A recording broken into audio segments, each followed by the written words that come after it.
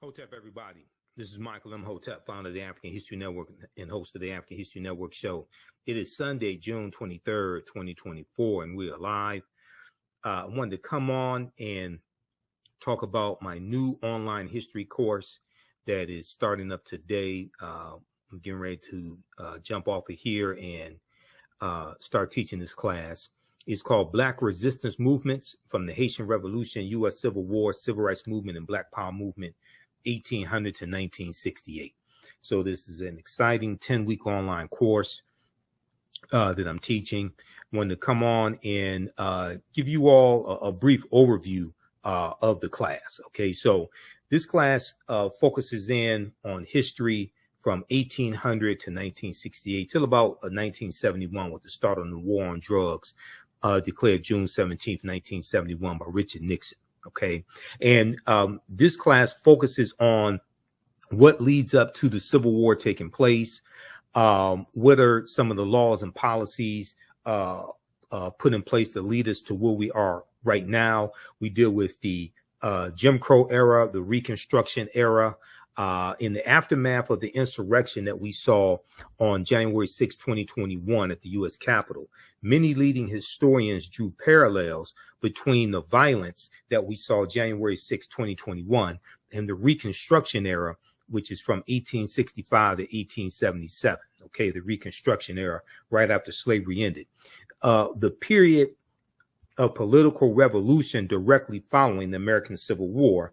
This was the Reconstruction era, and is going to be partly because of political violence that brings about an end to the Reconstruction era. And we also know that we have the Compromise of 1877 as well, where Rutherford B. Hayes is declared president, the Republican, and he agrees to the Democrats' demands to remove the Union troops out of the South. Okay. Now, this 10-week online history course will analyze U.S. history primarily from the African-American perspective, beginning in the period 1800 to 1865. But one of the things that we're going to highlight in this class is Black resistance and how we fought back to white supremacy and racism. Okay.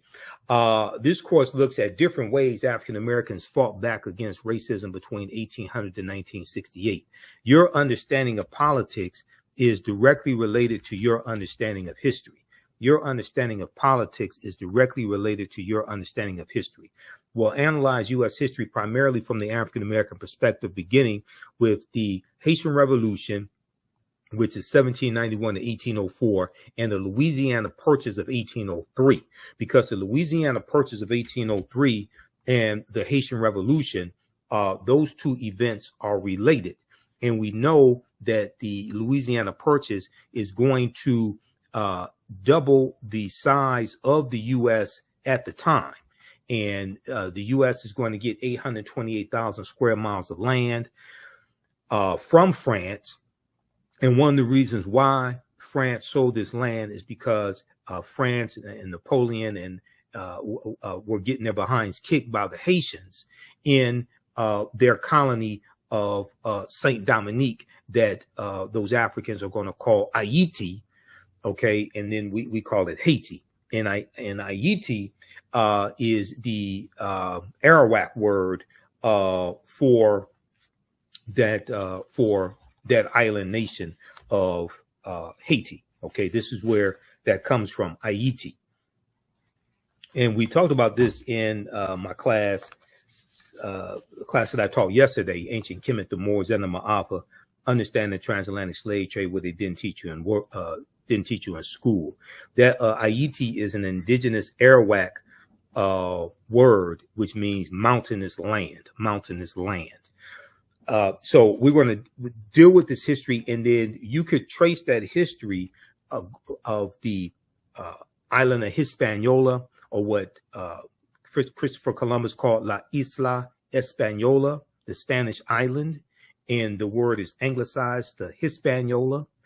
And the island of Hispaniola is where you have the Dominican Republic and the Spanish colony of Santo Domingo, which the French take over that Spanish colony of Santo Domingo in 1697 and call it Saint Dominique, and that's where Haiti is today. Okay, so when we look at this history, even though we're looking at history from 1800 to 1968, we can trace this history back to the Moors going into the Iberian Peninsula, today known as Spain and Portugal, in 711 AD, and what happens after that. Because we know it's August 3rd, 1492, that Columbus set sail on the Nina, the Pinta, and the Santa Maria, and he's financed by Spain and King Ferdinand and Queen Isabella. We know on August 2nd, 1492, Spain expels the Sephardim, the Sephardic Jews, and we know on January 2nd, 1492, during the Spanish-Grenadian Wars, the Moors lose control of their last stronghold in Spain, which was Grenada. Okay, so we see a chronology of all of this history. And then we see the Louisiana Purchase, which doubles the territory of the United States. The U.S. is going to carve out about 15 states out of that land they get from France. And France did not legally own that land. This is stolen land they got from Native Americans as well as African people who were already here as well. And we know from reading Dr. David Imhotep's book, The First Americans Were Africans, Documented Evidence, we know African people were here in this land we call the United States of America, going back at least 51,700 years ago. Okay, so, this is already a given. Okay, so what we're going to see here in this class is a chronology of this history and what leads to the U.S. Civil War taking place. We'll look at things like the Missouri Compromise of 1820, okay, the Kansas-Nebraska Act of 1854. And after we look at the Mexican-American War, 1846 to 1848. And after the Civil War ends with General Robert E. Lee surrenders to General Ulysses S. Grant at Appomattox Courthouse in Virginia, April 9th, 1865. And then you have June 19th, 1865, Juneteenth. But as we will look at in this class, we know that the Emancipation Proclamation did not free the slaves. Okay, the Emancipation Proclamation did not free the slaves. We know that the border states of Maryland, Missouri, Kentucky, and Delaware, they were all exempt from General Order Number 3. Okay, delivered by Major General Gordon Granger. And, we just commemorated Juneteenth, and we should celebrate Juneteenth. But as you saw in the videos from my presentations for Juneteenth 2024, I said that we have to protect the history of Juneteenth and correct the history of Juneteenth. And June 19th, 1865, when those enslaved Africans in Galveston, Texas, got the word that they were freed, that was not the last day of slavery, because Kentucky and Delaware did not abolish slavery until December 18th, 1865. And that is when the 13th Amendment was adopted. We know that when Georgia ratifies the 13th Amendment, December 6, 1865, Georgia becomes the 27th state to ratify the 13th Amendment, and it becomes law, and it's adopted December 18th. So Kentucky and Delaware did not abolish slavery until 6 months after Juneteenth. So how could Juneteenth be the last day of slavery? Okay, so a lot of these reports that you hear in the media are basically false about Juneteenth. Okay, so we go through and we look at some of these original documents. We look at the U.S. Constitution, Emancipation Proclamation, things of this nature. And the Reconstruction era is a very, very important period of history that's not talked about a lot in schools. Okay, and Americans, number one, are very ignorant of history, but Americans know very little about the Reconstruction era as well. You can register for this class because I'm getting ready to jump off here and jump into the class right now at an online school and start teaching the intro to the class. Visit our website, AfricanHistoryNetwork.com, AfricanHistoryNetwork.com. Scroll down past the first online course that I teach, Ancient Kemet, the Moors, and the Ma'afa, Understanding the Transatlantic Slave Trade. You can still register for that class. But this new one right here, Black Resistance Movements, this really ties into the political climate what we see going on in America right now, the backlash against diversity, equity, and inclusion, the resistance against any type of reparative justice or reparations, the attack on voting rights as well, the January 6, 2021 insurrection, which was political violence. All of this is what we see. The seeds of all this during this period of time from 1800 to 1970. Okay, so this 10-week online course, Black Resistance Movements from the Haitian Revolution, U.S. Civil War, Civil Rights Movement, and Black Power Movement.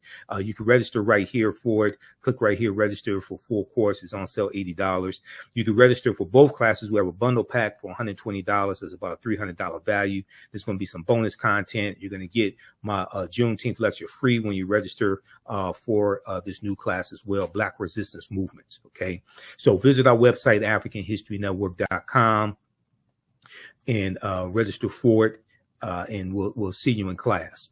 I want to go back to this PowerPoint presentation. These are some of the actual slides from the class. There are 80 to 100 articles that we look at in this course, and there are numerous slides that I put together for this class as well. There's 2 binders full of articles that I teach, because it's really close to about 100 articles that we look at here. So we go through, we look at the 13th Amendment. Now, contrary to popular belief, people think the 13th Amendment has an exception clause because it says, except as punishment for a crime whereof the party shall have been duly convicted, shall exist within the United States or any place subject to their jurisdiction. So people are under this misconception, oh, well, this is why you have mass incarceration, because of the 13th Amendment. No, that's false, okay? What is the 13th Amendment? What law is the 13th Amendment based upon?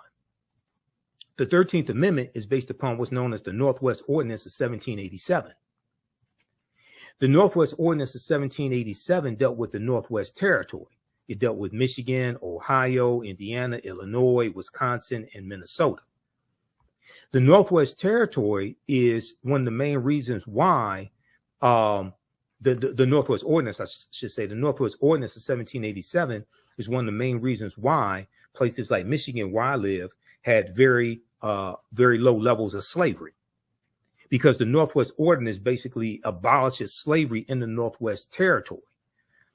And when I did my presentation for the Detroit Reparations Task Force on March 2nd, 2024, some of you all have seen the video of that lecture because I've been rebroadcasting it on my social media platforms. I talk about the Northwest Ordinance there, officially titled An Ordinance for the Government of the Territory of the United States, Northwest of the River Ohio. The Northwest Ordinance was adopted on July 13, 1787 by the Confederation Congress.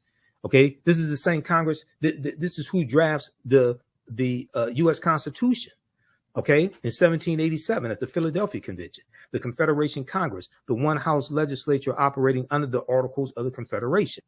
So the Northwest Ordinance chartered a government for the Northwest Territory, provided a method for admitting new states to the Union from the territory, and listed a Bill of Rights guaranteed in the territory. And one of the things that it did was basically forbade slavery. A Bill of Rights protecting religious freedom, the right to a writ of habeas corpus, that means having your day in court before, being convicted, the benefit of a trial by jury, and other individual rights. In addition, the accordance encouraged education and forbade slavery. So this is why, like in 1832, Michigan had in 1830, the U.S. Census showed Michigan only had 32 slaves. In 1773, we know Detroit had 73 slaves. Okay, but after that, in 1787, you're going to see a drastic decline in the number of slaves that the Michigan Territory has, and then Michigan becomes a state in the Union in 1837, and it gets admitted to the Union as a free state. So this is why I said that the people that, even though slavery did exist in Michigan, there was very low levels of it. And also many of the numbers that you see talking about the number of slaves in Michigan, that also included Native American slaves. And at one point, Native American slaves outnumbered African slaves 3-1. So this is why when we talk about reparative justice, we have to specifically understand the history of the city or state that we're talking about. We can't just run around talking about slavery, slavery, slavery. You owe us $17 trillion. That's not going to work. Yeah, I mean, go watch my presentation. I got deep into this. Okay, so then we go through and take you throughout history. We look at the Reconstruction era, right? The Reconstruction era is not talked about a lot in schools. And there was a excellent article from Time.com, Time magazine, that I use in the class. And it deals with how schools are not teaching about the Reconstruction era. And the Reconstruction era is extremely important to understand because it helps us better to contextualize what is taking place right now. What is taking place right now? The attack on critical race theory, okay? The banning of books that are taking place, especially books dealing with the history of slavery and the civil rights movement, things of this nature. And then you have the initiative to reshape the federal bench, the federal courts, and the U.S. Supreme Court into an ultra-conservative court as well. So we see all this continuation, all these political fights, things like this coming from the Reconstruction era and going into the Jim Crow era. A new report finds that 45 states are failing to teach students about the period that shaped race relations after the Civil War. Now, this is an excellent article from January 12, 2022 by Olivia B. Waxman for Time magazine. And this was basically a year and 6 days after the January 6, 2021 insurrection. In this article, it says in the aftermath of the insurrection a year ago at the U.S. Capitol, many leading historians drew parallels between the violence that we saw January 6, 2021 and the Reconstruction era, the period of political revolution directly following the American U.S. Civil War. So Civil War is 1861 to 1865. Quote, now, Eric Foner is one of the top historians when it comes to the Reconstruction era. Okay.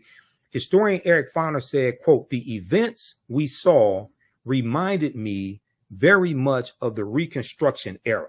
Okay. The events we saw reminded me very much of the Reconstruction era and the overthrow of Reconstruction, which was often accompanied or accomplished, I should say, by violent assaults on elected officials. So whether we have like the Clinton, Mississippi riot of 1875, where President Ulysses S. Grant refused to intervene, he implemented his non-intervention policy, but he intervened in 1871 using the Ku Klux Klan Act of 1871, and he cracked down on Ku Klux Klan activity in South Carolina. He declared martial law in 9 counties in South Carolina, and this is after Congress passed the third of the enforcement acts, and this one is section 241 of U.S. Code, is known as the Ku Klux Klan Act of 1871. Okay, now Eric Foner is the author of the book Reconstruction, America's Unfinished Revolution, 1863 to 1877. He said this in an interview with the New Yorker magazine published a week after the January 6, 2021 insurrection. Now, scholars say studying the aftermath of the U.S. Civil War can help put into context many of the most seminal events in the U.S. in recent years, from the brutal murder of George Floyd, May 25th, 2020, okay, in Minneapolis, Minnesota, by Derek Chauvin, to the voter suppression laws enacted after African-American voters played a big role in helping Joe Biden and Kamala Harris be elected president and vice president in 2020. But despite the timeliness of the era in today's climate, many students in American schools will not get a full education on Reconstruction until they get to college. But majority of them are not going to go to college. The Reconstruction era, understanding this is why I when I talk about Juneteenth, I say we can't deal with just one day in history. Juneteenth leads you to the Reconstruction era, 1865 to 1877. It leads you to the Civil Rights Act of 1866, which allows African Americans to enter into legal contracts and negotiate wages. And it's the Civil Rights Act of 1866 that's being used against us now in these anti-diversity, equity, and inclusion lawsuits that white conservative Ed Bloom is filing. He filed it against the Fearless Fund, the African American women who give out grants to businesses of women of color. And Ed Bloom is saying that they're discriminating against white business owners. It played a part also when we deal with the affirmative action being overturned in college admissions. That was Ed Bloom, conservative activist Ed Bloom, who filed that lawsuit once again. So one of these Reconstruction laws and the 1866 Civil Rights Act, that was the foundation of the 14th Amendment of 1868. Now you have these white supremacists using these laws against us that were created for us. And this is why we have to understand this history and understand, and your understanding of politics is directly related to your understanding of history. Okay. And this is why I say we have to practice political self-defense.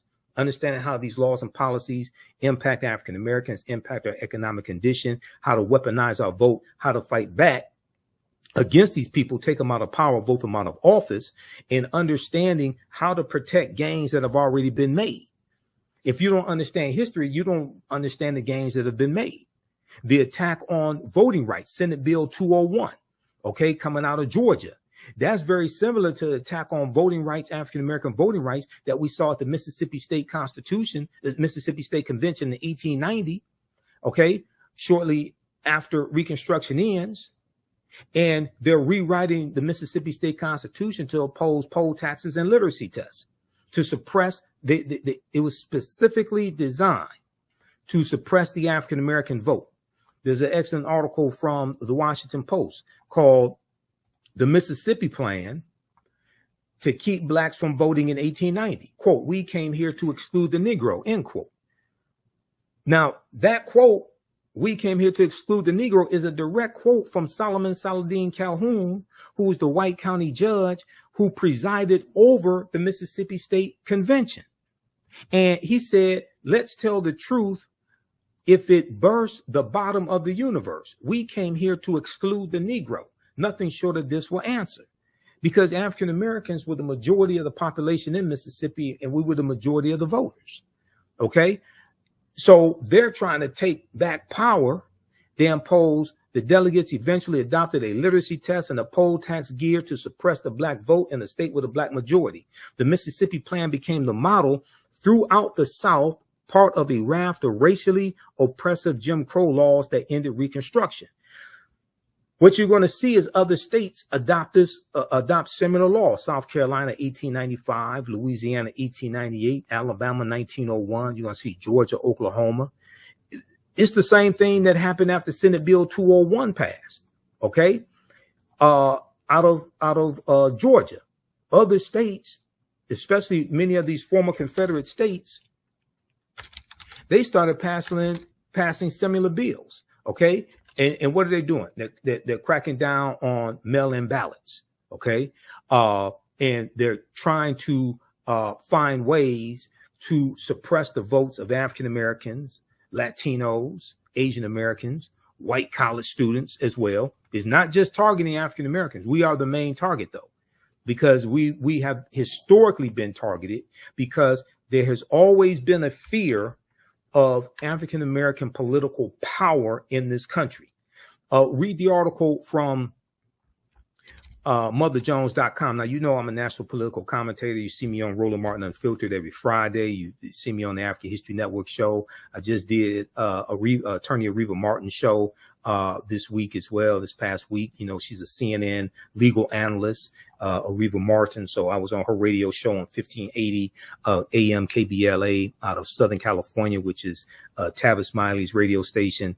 I did the Carl Nelson show on WOLB Baltimore, Radio 1. I did his show on Monday, June 17th. We dealt with Juneteenth history and politics and the 2024 presidential election, etc.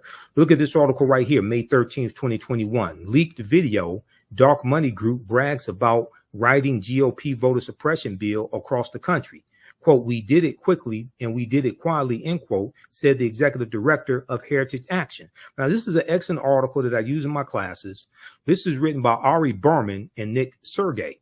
Ari Berman used to write for thenation.com, and during the 2016 presidential election, Ari Berman wrote a series of articles dealing with the voter suppression that was taking place during the 2016 presidential campaign. And he has one article that deals with how there are 868 fewer polling places to vote at in the 2016 campaign. That's a direct result of Shelby County versus Holder, U.S. Supreme Court case of 2013, which gutted Section 5 of the 1965 Voting Rights Act.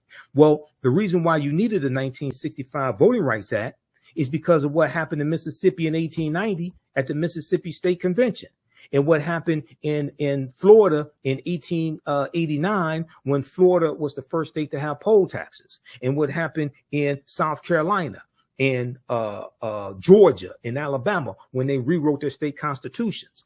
This is why you needed the 1965 Voting Rights Act. And you've had white supremacists who've been trying to weaken the 1965 Voting Rights Act or revoke it altogether, basically since it was implemented. So quickly here, when we look at this piece from Mother Jones, okay, how many of you all know this? Senate Bill 201 was crafted by Heritage Action for America. Here's what happened. In a private meeting last month with big money donors, the head of a top conservative group boasted, I want everybody to see this. We're going to zoom in on this. The head of a top conservative group boasted that her outfit had crafted the new voter suppression law in Georgia and was doing the same with similar bills for Republican state legislators across the country.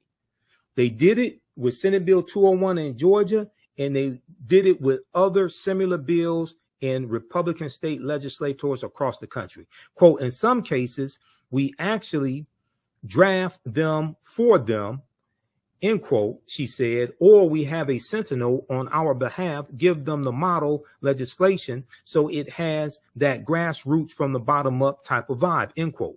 The Georgia law had, quote, 8 key provisions that Heritage recommended.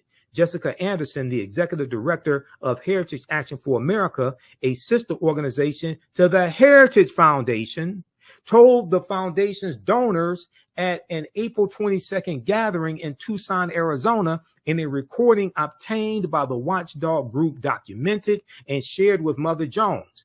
Those included policies severely restricting mail ballot drop boxes, preventing election officials from sending absentee ballot request forms to voters, making it easier for partisan workers to monitor the polls, preventing the collection of mail ballots, and restricting the ability of counties to accept donations from nonprofit groups seeking to aid in election administration.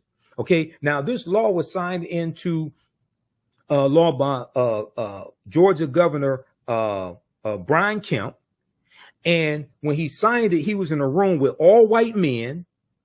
And he's sitting down at the desk, and above him is a painting of a slave plantation. Go research this when they did this, okay? But check this out. It gets deeper. Do you know who the Heritage Foundation is? The Heritage Foundation is an right-wing conservative think tank, and they're the ones who engineered Project 2025. The Heritage Foundation. Have you heard about Project 2025? All of this stuff, all the history and politics is connected. This is what we deal with in this class. This is why I had to create this class, because the first course that I teach, Ancient Kemet, the Moors, and the Ma'afa, Understanding the Transatlantic Slave Trade. So we deal with history going back thousands of years and deal with what leads up to the transatlantic slave trade. And we deal with the transatlantic slave trade, like globally, and then deal with it here in the U.S. And, you know, we leave off like in the early 1800s. But I realized That crucial period of time from 1800 to 1970 or so, we really have to focus in to understand what happened during that period of time, because that puts us on a direct trajectory to where we are today, especially the collapse of Reconstruction and then going into the Jim Crow era. We look at the Lily White movement in 1928, which was the effort of Republicans to push African Americans out of the Republican Party, going back to 1928, when Republicans appealed to Southern segregationist Democrats in 5 former Confederate states to get them to vote for Herbert Hoover, who was the 1928 Republican candidate for president, and Herbert Hoover won. We know Herbert Hoover mishandled the Great Depression and loses to Franklin Roosevelt in the 1932 presidential election. Okay, so we get to see a chronology of all this history. But Project 2025, and I talked about it when I was on Carl Nelson's show. We talked about it on. We've been talking about it on Roland Martin Unfiltered as well. But if you take a look at this, this is a 900 plus plan dealing with ultra right wing policies that conservatives want to get put in place. And you have about 100. You have about 100 of these right wing organizations that are signed on to Project 2025. I'm pulling up here an article. Okay, now there's numerous articles on this. Here's one from USA Today. If you haven't heard about Project 2025, you got to go research this.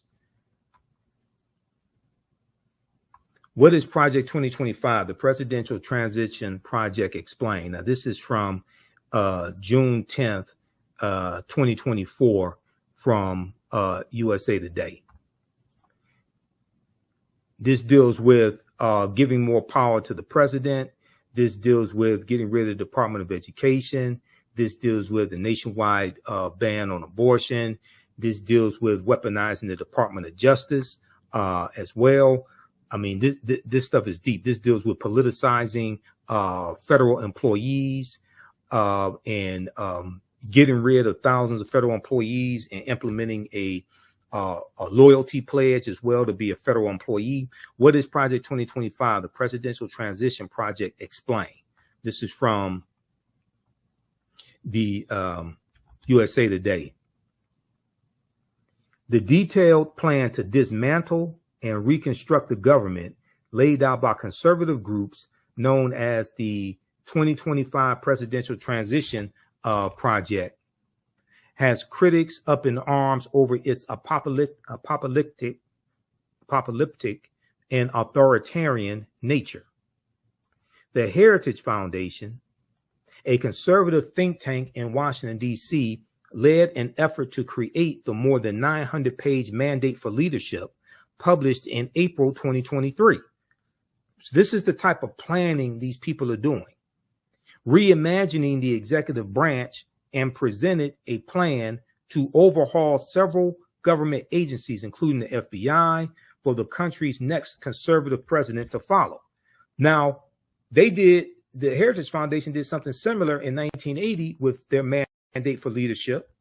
And and that was a book in 1980 that contained 2,000 policies they wanted the Reagan administration to adopt. The Reagan administration adopted 60% of those policies in the first administration of Ronald Reagan. And these were a lot of anti-African American policies. These policies calling for smaller government, attacking poverty programs, all different types of negative things like this. According to the project's website, the playbook provides a governing agenda and a lineup of people ready to implement it to, quote, rescue the country from the grip of the radical left. Rescue the country from the grip of the radical left. It includes a domestic and foreign policy agenda, a list of personnel, training, and a 180-day playbook. Read the rest of this here. Dealing with Project 2025. Okay. there are numerous articles on this, and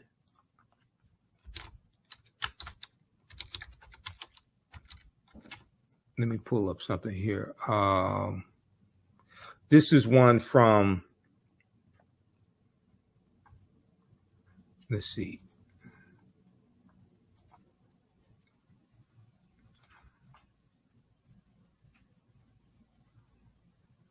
This is one from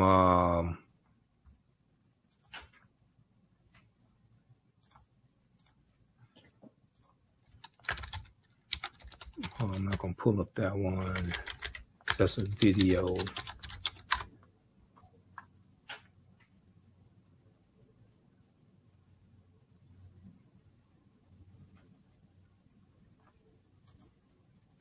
This is one from Newsweek.com. Now, this is the ex-Republican National Committee chair.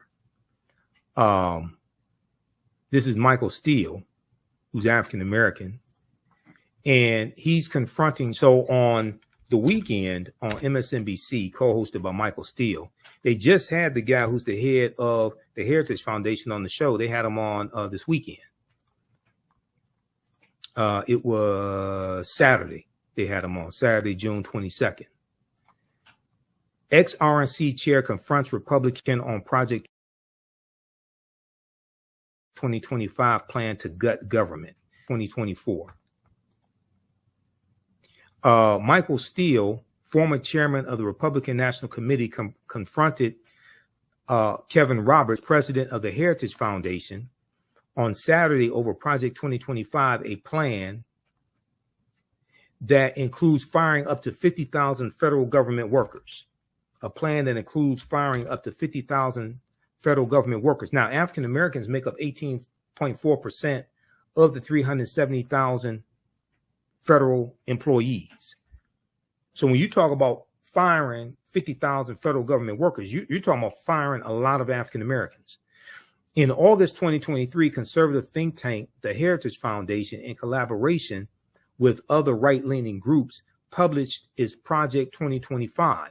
According to its official website, the project aims to pave the way for an effective conservative administration by using a policy agenda, personnel, training, and a 180-day playbook should the GOP win the 2024 election, should Donald Trump win. This is what they're saying. Proposals include reintroducing legislation making it easier to fire federal employees, prosecution for distributing abortion pills by mail, and abolishing recently established diversity, equity, and inclusion DEI initiatives at the Department of Defense. However, one of the most significant proposals is a plan to reintroduce Schedule F, a Trump-era executive order rescinded by President Joe Biden. Okay, research Schedule F, the Schedule F employees, rescinded by President Joe Biden, that would see tens of thousands of federal workers reclassified, making them easier to fire. Once again, African Americans are 18.4% of federal employees. While the Trump campaign has previously said outside groups do not speak for the former president, Project 2025's 1,000-page proposal was drafted with input from a long list of former Trump administration officials who are poised to fill top ranks of a potential new administration, according to the Associated Press. Newsweek has reached out to Trump's campaign via email for comment. Now, during Saturday's MSNBC's The Weekend, former RNC chair Michael Steele, who is African American and the co-host of the program, he discussed the specific proposal of replacing federal workers, asking Kevin Roberts, a Republican, and the head of the Heritage Foundation about who will be replacing them. Quote, talk to us about what that looks like if Heritage is calling for removing 50,000 federal employees. Who are you replacing them with, and where do they come from? I suspect a lot of those people you are talking about have been in the federal service for a long time and served not just Republican administrations, but also Democratic administrations, Michael Steele said. Kevin Roberts mentioned political contributions as he claimed federal workers contribute to the Democratic Party. See, what they want to do is they want to go through and weed out federal employees, and they only want federal employees who will be loyal to Donald Trump. And that's not how federal employees work. Federal employees are not loyal to a president. They are employees that serve the country. They stay there for 20, 30, 40 years. They serve many presidents. They're not there to serve a president. What I mean is they serve under many presidents. They're not there to serve a president. They're there to serve the country, but they work under many presidential administrations. They're not there to be loyal to one person. That's not how this works. Quote, they have, and 95% of them who give political contributions give them to the Democratic Party. Kevin Roberts said, the head of the Heritage Foundation, they can donate to whoever they want to. You can be a federal employee and make political donations. You have a right to do that. However, Michael Steele interjected and asked, quote, so you're going to fire someone because they wrote a check to a Democratic candidate? Kevin Roberts continued by doubling down on the efforts to replace civil servants, calling them unelected bureaucrats. Quote, now we're going to fire someone. He said, no, quote, no, we're going to fire someone, and the number needs to be more than 50,000 people, considering there are more than 2 million federal employees because of over the last century, the radical left has seen the administration state as the fourth branch of government. They're unelected bureaucrats, but ultimately we have to devolve power from the imperial city of Washington back to the people. You listen to this guy. This guy sounds crazy as hell. Go to MSNBC.com. Go to the weekend, watch the interview that they did, that the TV, not the pop artist, the weekend, not him, the political show on MSNBC, the weekend. Okay, with Michael Steele and Simone and Menendez. Okay, go watch that. They interviewed Kevin Roberts Saturday, June 22nd, 2024. This dude sounds like a Trump bobblehead, full of conspiracy theories. And he's the head of the Heritage Foundation. This is the organization that created Project 2025. Not only that,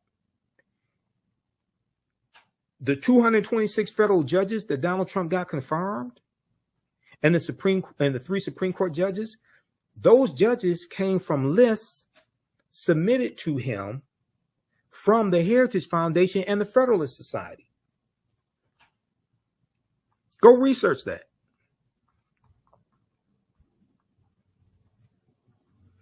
Okay, read the rest of this article here. This is how deep this is. Your understanding of politics is directly related to your understanding of history, because they both intersect.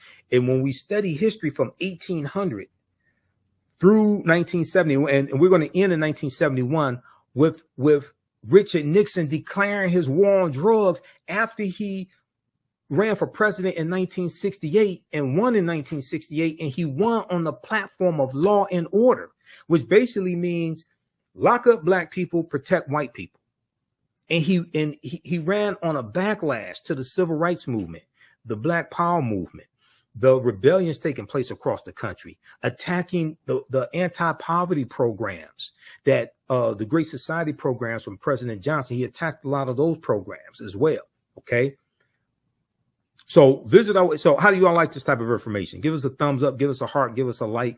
This is a very, very timely class, and this helps you to better understand what's taking place in the country right now, dealing with politics, news events, people reclaiming the Confederacy. We just did a story on Roland Martin Unfiltered where 2 schools in Virginia just voted to rename the schools after Confederate heroes because they changed the names of the schools in 2020 when you had a racial reckoning taking place in this country because of the killing of George Floyd.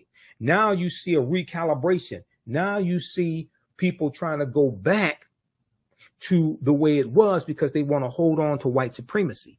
You have a lot of people that want to hold on to the Confederacy. We're going to deal with the Confederacy in the class, but nations don't name schools and don't have monuments honoring traitors to that nation. The Confederacy, these were traitors who committed treason based upon Article 3, Section 3 of the U.S. Constitution. The U.S. Constitution defines treason. And they committed treason based upon Article 3, Section 3 of the U.S. Constitution. Now, a minute ago, I talked about the Ku Klux Klan Act of 1871. Okay, it was actually passed in 1871, right? How many people know that Traitor-in-Chief Donald Trump is being criminally prosecuted right now by special counsel Jack Smith using Section 241 of the U.S. Criminal Code? And Section 241 is the Ku Klux Klan Act of 1871. It's actually 1871, not 1870. How many people know this? Read this article here, okay?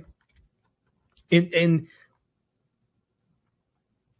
once again, this is an example of how we see history and politics coming together and how historical events shape policy and laws, and then laws shape historical events. This all happened during the Reconstruction era, 1865 to 1877. Read this article from the Washington Post.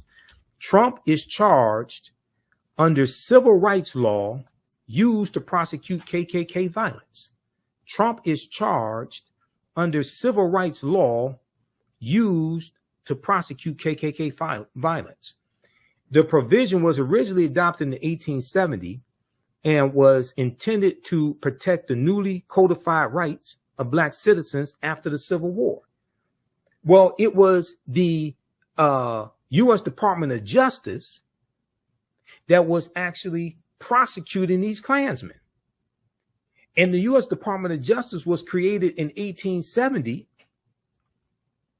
largely to enforce the new rights of African Americans. That's during Reconstruction. Now, how many people learned all this in school? Okay, how many of your children are learning this in school?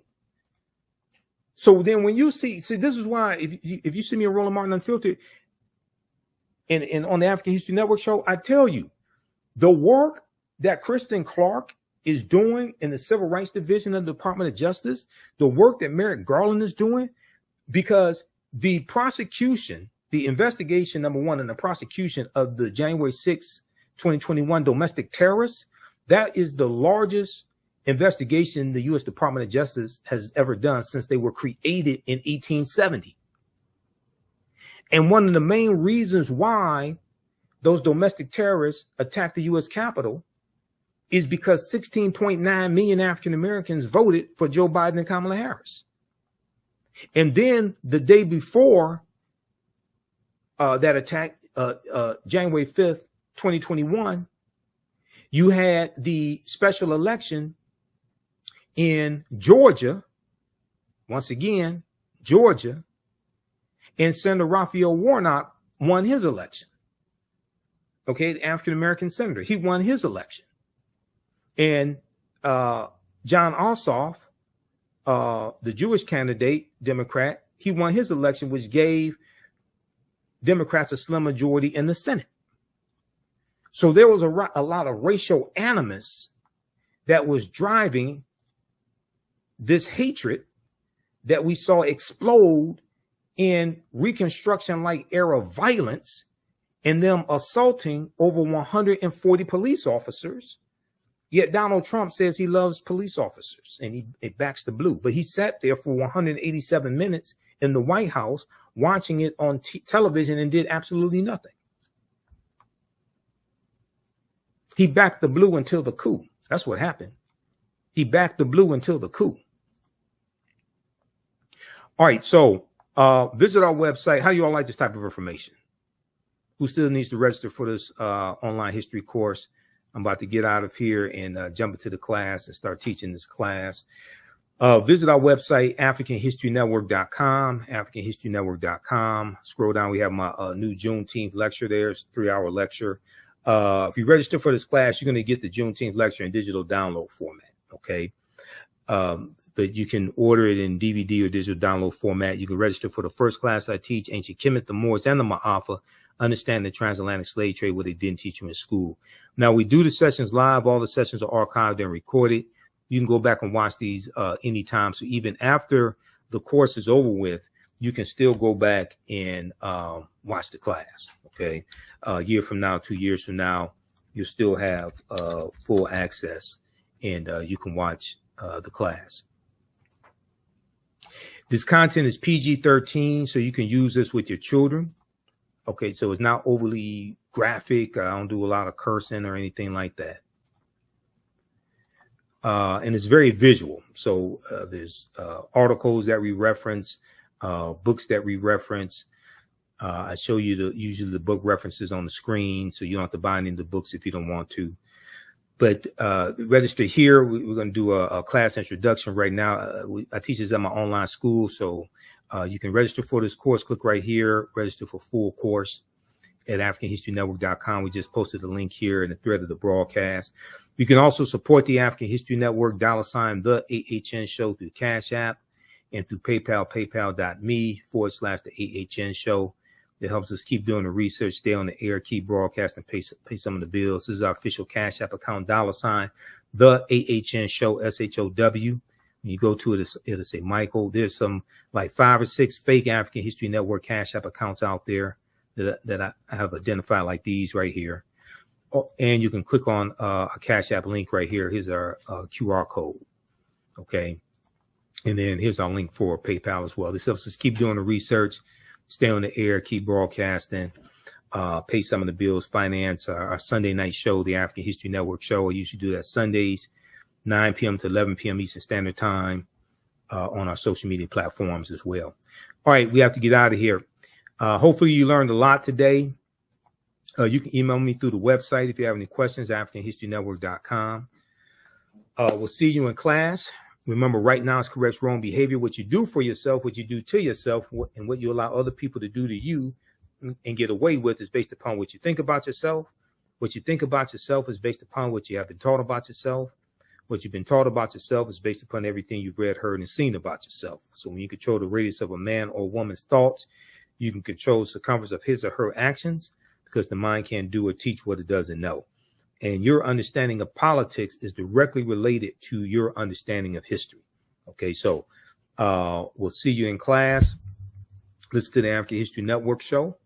And Wakanda, right now is correct wrong behavior. It's not over till we win. Wakanda forever. We'll talk to you next time.